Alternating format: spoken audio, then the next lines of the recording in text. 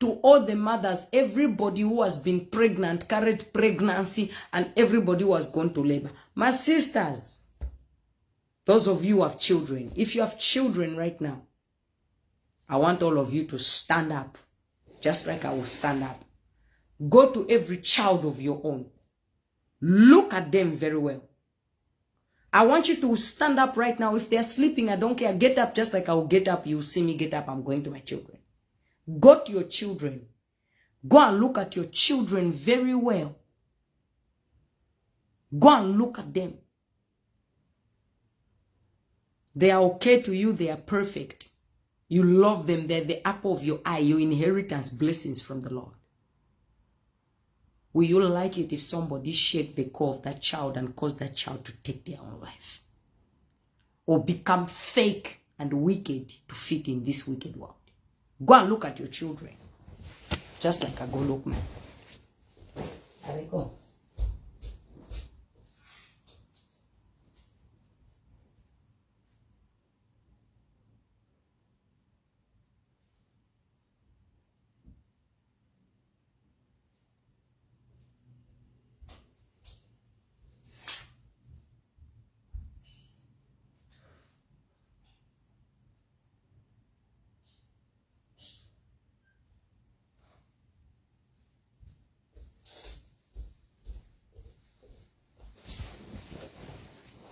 You see the way they look. Innocent. You see the way they look. The reason why I wanted you to go and look at your children, because the world you're sending them out here is this kind. Adeko.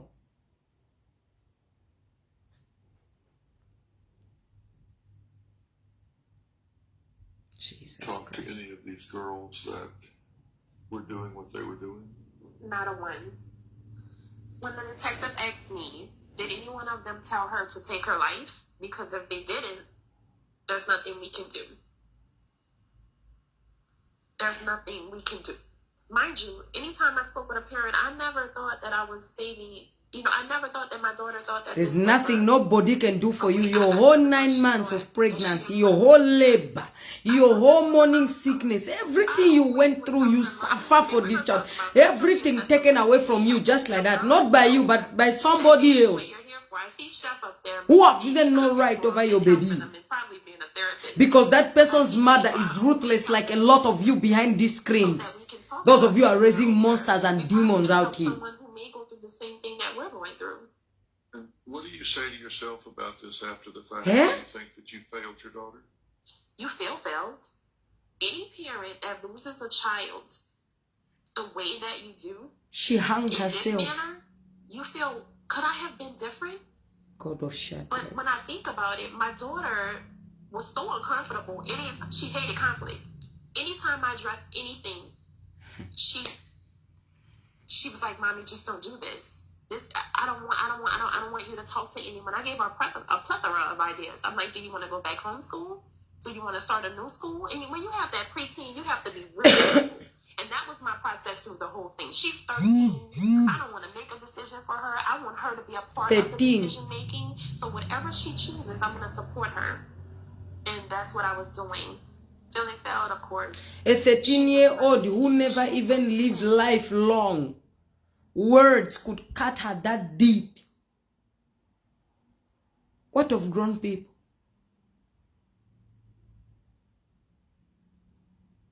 And if the grown people, especially if the church is not talking about bullying, because bullying is ruling the world. We are living the way we are because none of us wants to be bullied. Who wants to be me? Who wants to come out with natural hair and be bullied online like this? Who?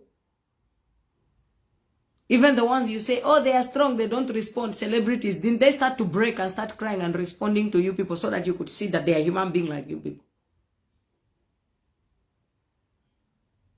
To what do you gain by writing things that are not right about people, to spreading evil in this world? Please tell me about it.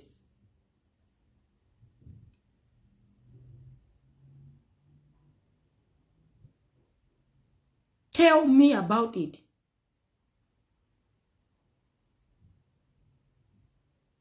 Bullying has caused people to become ruthless and vengeful.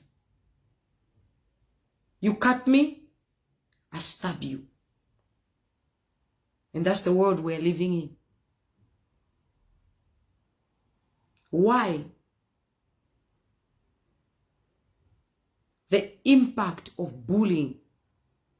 My elder sister from Zambia, Millie Beauty. Some of you who are my brothers and sisters from other African countries, you know her. Every time when I see Millie insulting on a video, it is because they really provoked her. And they don't get it. And they never look at what they are doing in her comments and how they are writing and how it can affect Millie. But when Millie insults them, Sister Sharon, oh, Yeshua Yamahashia, they start mocking her, bullying her. What kind of generation are you?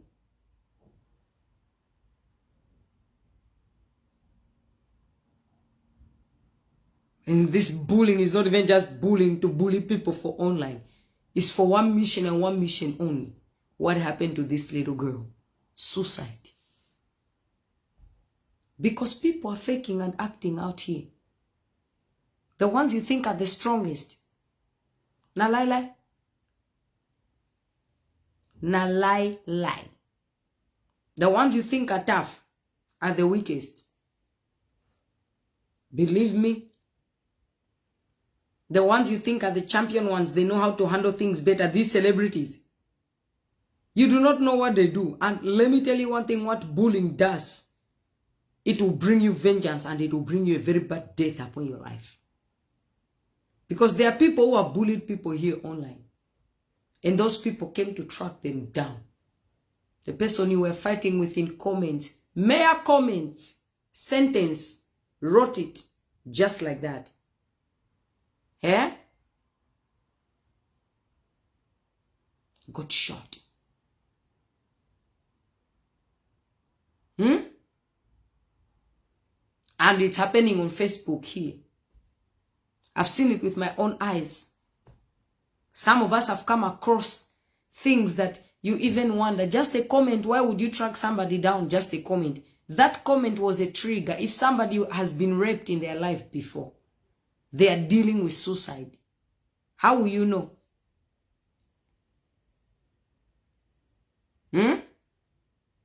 How will you know? How will you know the pain that Sister Janet McGlenn and Viva Zion Sharon is carrying? Or Sister Mori D? How will you know?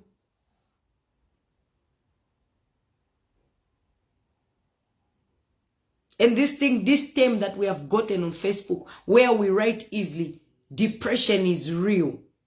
This is mental illness. Can't you see our generation that we are really sitting in the sickness that we're proclaiming out of our own mouth? The ones that are diagnosing people with depression. If you think depression is real, to what benefit does it give the person you want to tell that they're to the depressed person? If a person is mad and you tell them they're mad, what benefit does it give a madman? Because if a madman is a madman, does he know that he's mad?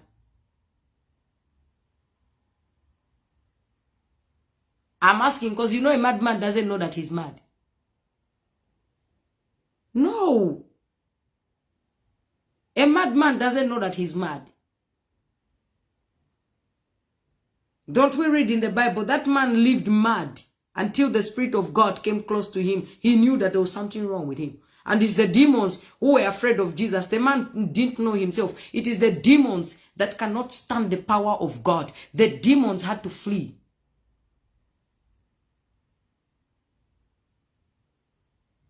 Isn't it true? So I want to find out this. We have this language of bullying online that is a terminology, because some of us who write the most, this is mental illness, depression is real. In our family life, in our family lineage, our family blood, there's not even one person who has qualified educational wise in this world and in this life to actually know what depression is. So who told you about depression, sis? Isn't it that demon that is speaking out of your mouth that wants to infiltrate your generation with demons, with a depression? And most of the things that you see about other people, it's self-projecting actually. The devil is not telling you whatever you are producing out here that will not go to your enemies. Who is going to drink it and eat it? Sharon, write it there. Sis, who eats it? Janet, who eats that soup of wickedness that they cook? Viva Zion, who drinks the blood and they eat the flesh of their own children? Drink the blood as wine, as the Lord has said in the Bible. Viva Zion, masters be writing, who does that? It's yourself. So loose. Almost every day when I'm on Facebook, I find that comment from different countries, different areas. That's why I know that's why the Lord said, you see, this is not humans. Don't even try to put them in human vocabulary. These are not human beings. These are demons.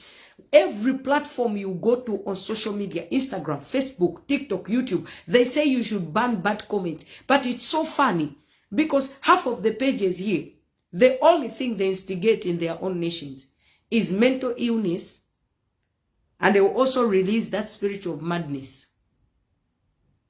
For what? And for who?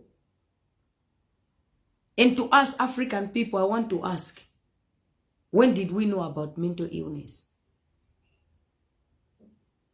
Because in Africa, the people with Down syndrome, we have not even yet learned how to live with them. Am I lying?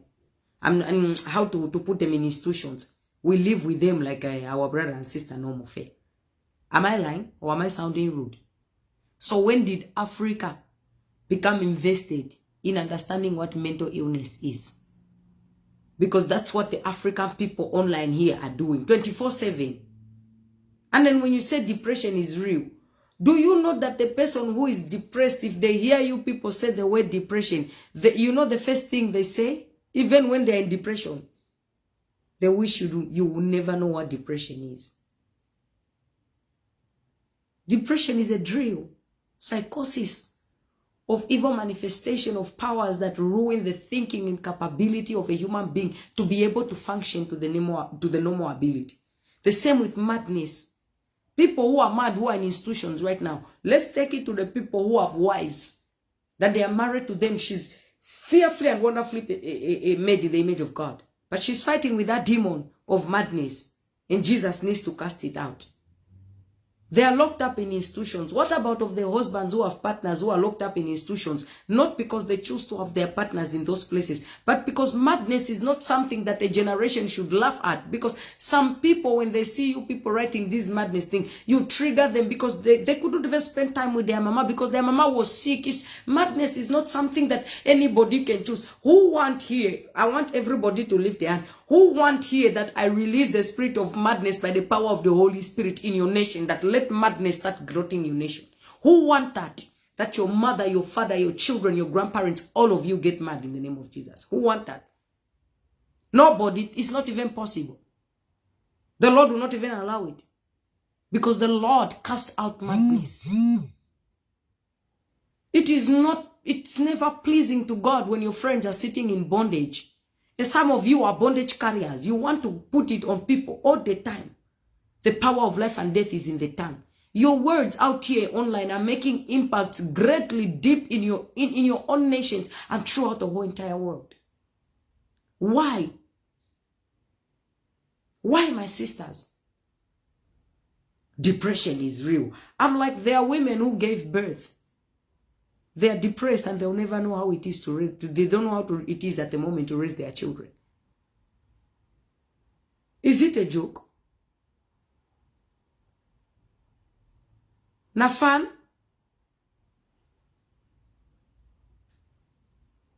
Excuse me, Nafan, my sisters. And you are